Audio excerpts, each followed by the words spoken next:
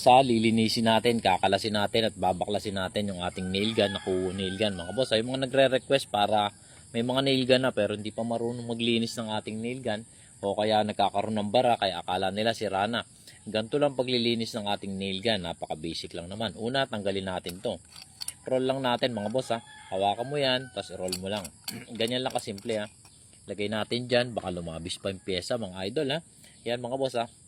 Ito po, palatandaan po yan. Yan po yung atin, nakapatong lang naman po. Ito po yung sa may kasahan, thread na naghahawak para hindi po siya malaglag yung yung ating sa may kasahan na yun. Basta, nakapatong lang yan dyan.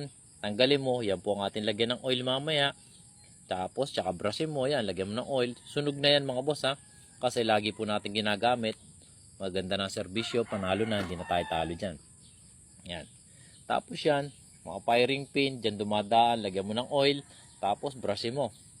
Pagkatanggal natin yan idol ha, kung hindi ka makakasunod, medyo malimutan mo, pwede mo naman i-save yung video na to, ipalo mo kami para updated ka o kaya matandaan mo kung paano ayusin at linisin ang ating nail gun. Mga boss, tapos ito, yung handle, ikot lang natin, hawakan mo to, ikot lang natin hanggang sa matanggal. Kasi nadyan yung spring yan, yung nagduduksong yan at tumutulak para pumalo doon sa firing pin. Yan mga boss ha. Yan, ayan yung spring. Yan, ayan mga boss ha. Gamit na gamit kasi ang ating nail gun kaya iba na ang itsura. Baka lumampas pa, sumobra sa pyesa. Yan mga boss ha. Talagang malilinis natin. Ayan mga boss. Yan po yung mga babrasil lang natin. Lagyan natin ng oil tapos babrasil natin. Ganun lang naman kasimple yan. Tapos ayun po yan, tanggalin natin yung ating yung nagko-cover doon sa body. Yan, mga boss. Kasi yan, nagko-cover yan doon sa firing pin. Wow, sira, ano na talaga. Malilinis na talaga. Yan mga boss. Yan mga boss ha. Tapos tanggalin natin yung pinakang cover mga boss ha. Tulak lang natin to. Yan. Tulak lang natin o kaya itulak natin to nasa may dulo. Yan mga boss ha. Pag nalaglag, ibig sabihin okay na kahit hindi mo itulak yung pin. Eh mga boss, yung dinadaanan ng pin, dyan yung nakalagay. Yan din yung ibabalik natin mamaya. Matanggal na boss ha. Iwalay lang natin yan, baka sumobra ang pyesa. Yan. Tapos, kung mahihila mo, yan, kung ayaw, hanapin mo yung pinakang parang nipple niya, tsaka mo itulak. Ayan, yung may parang nipple. Yan mga boss, kung hindi mo mano kasi nakalak, tulak mo nung gamit yung pin na tinanggal mo kanina, yun sumobra pa, tulak mo lang ng konti o yan, pag nitulak mo na matatanggal na yan. Ito yung pinakang cover naman doon sa ating kasahan mga boss. Wow, yan, lagyan lang natin ng oil yan, tapos brushin natin yan mga boss ha. Ayan yung pang spring, wag po kayong mag-alala at yung preset natin, full set natin, may kasama po yung firing pin, may kasama ring pin yan mga boss, may kasama rin yung spring. Yan mga boss. May kasama yan. Pre na po yan. Yan mga boss. No? At legit na legit po yung ating nail gun mga boss. Ang bakal po. Nakita niyo yan mga boss. Bakal po ang ating nail gun ha. Tsaka yung firing pin niya. Bakal din mga boss. No? Bakal din po yung ating firing pin. Tsaka yung nagkakapit dyan. Bakal mga boss. No? Yan. Pag natanggal na natin mga boss. Separate lang natin. Baka sumobra ang pyesa. Ito naman yung pinakang nasa may dulo. Uy malamok. Tulak lang natin papunta rito. Yan. Diba may lock oh. Pindutin lang natin ng konti ito. Yung nipple niya. Yan. Tapos silahin natin papunta ron. Basta tandaan nyo. Yan yung pinakang thread do sa may kasahan na inaano natin. Kaya lagi siyang papunta do sa may loob ha mga boss ha. Tapos ibaba lang natin mga boss. Yan. Ilagay lang natin sa kabilang tabi. At baka masobra pa ang pyesa. Pagbabalik natin. Yan mga boss. Ayan. Dito na po tayo sa may firing pin. Ito naman po yung isa pang spring na doon po sa may firing pin natin. Lagyan lang natin ng oil yan mamaya. Tapos ito, yung nipple na yan, tuunan mo lang din tapos i-push mo papunta ron. Para matanggal naman yung firing pin. O yan mga boss. Yan. Kung hindi siya maulit, matanggal ng pag ganon, para hindi ka mahirapan, tulak mo lang. Lagyan mo ng spring. Yan. Para hindi siya hanggang lumabas siya doon sa may dulo. May spring yan. Dahan-dahan lang mga boss. Baka tumalsik yung spring. O ayan mga boss. Ayan yung spring ha. Ayan yung spring na isa. Para doon sa nipple niya. Pero wag po kayong mag-alala. Kasi meron din tayong reserba na pre na firing pin tsaka yung spring sa ating nipple na yan mga boss. Separate lang uli natin mga boss ha. At baka sumobrang pyesa, ano pa tayo niyan, sumobrang pyesa, dumami pa ang ating pyesa niyan, baka sumobra. Ayan mga boss, oh. Ito na po yung ating firing pin. Hilahin lang natin mga boss ha.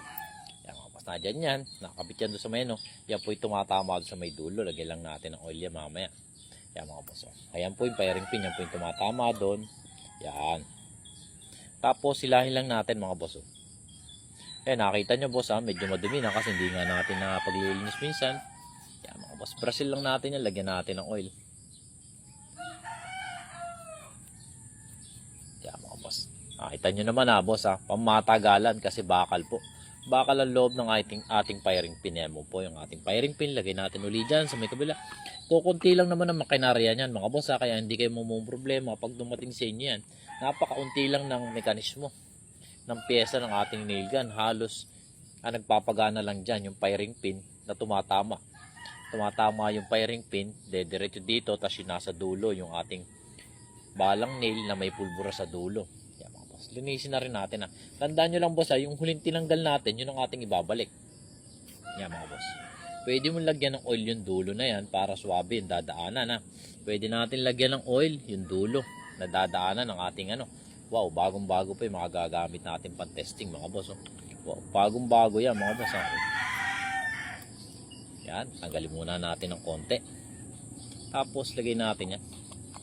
Yan po yung maintenance oil niya. Kasama din naman yan pag binili nyo boss. Libre din yan mga boss. Libre din yan pag binili. Tapos yan po yung ating firing pin. Lagyan natin ng oil hanggang bumaba sa may dulo. Sa may baba na ba yan? Yan mga boss. Lagyan lang natin ng oil yan. Yan.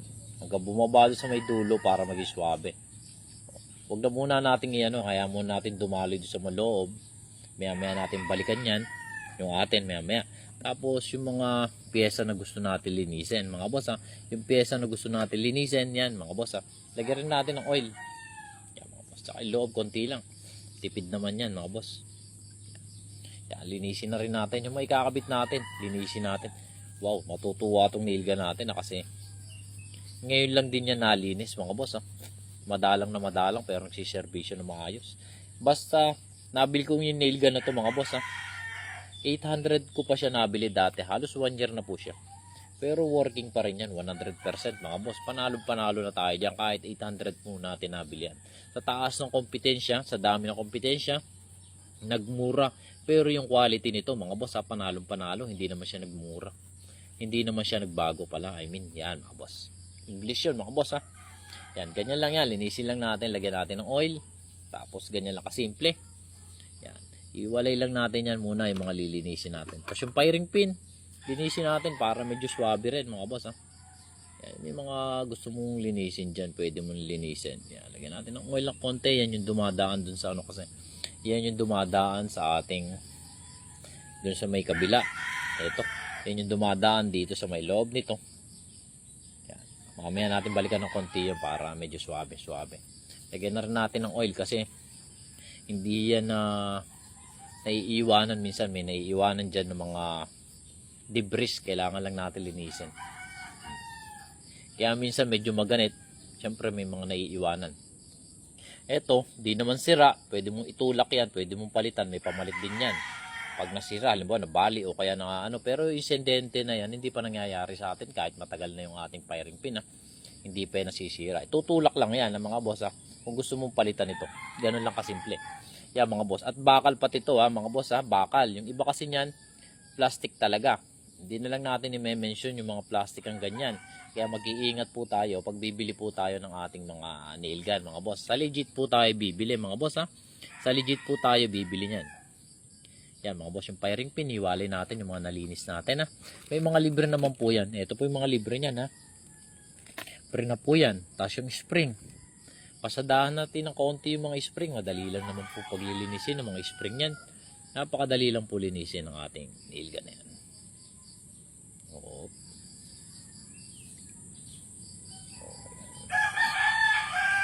Napakadali lang linisin yan. Basic lang na linisin yan. napakasulit na sulit, nakabagsak presyo po yan ngayon, tapos naka free shipping, naka cash on deliver. Ganito lang